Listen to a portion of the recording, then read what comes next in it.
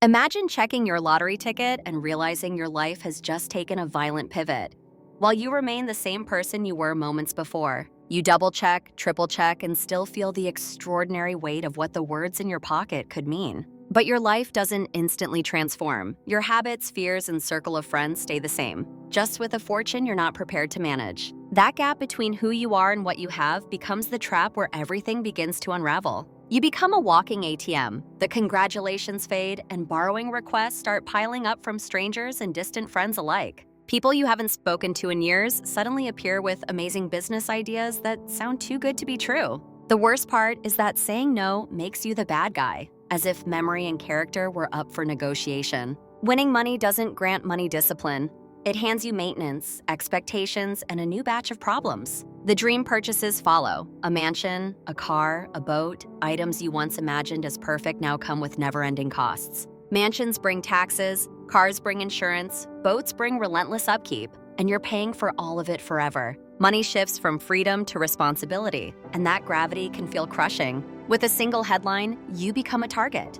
A prize for scammers, fraudsters, and manipulators. Sudden wealth shock floods the brain, scrambling identity and draining purpose until ordinary tasks feel monumental. Anxiety, depression, insomnia, and loneliness creep in as the money solves bills, but not the mind. The trophies of wealth lose luster as your inner compass starts to falter in the glare of constant attention. People speak of you with reverence, but it feels like they're speaking about a prize, not a person. The memory of what you had becomes a treasure and a pain you cannot fully recover. Life before the win feels small.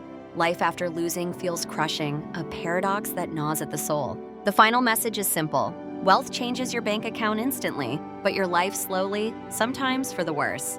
If you're not ready for pressure, attention, and psychology, the dream can quickly become a trap wrapped in golden paper. Sometimes the jackpot costs more than it gives, and the silence after the applause can be louder than the celebration. Scene after scene, you fight to protect what you truly value instead of what the money seems to demand. The grass that seems greener on the other side is often a fragile, quickly worn carpet underfoot. You learn that control is the real luxury, not the cash itself. So you redefine success as choosing what to refuse rather than what to acquire. The story you were told about freedom fades. What remains is the discipline to live with less friction, not more stuff. Your journey isn't about rejecting money, but about recentering your life around purpose and boundaries. Final thought, every jackpot is a choice.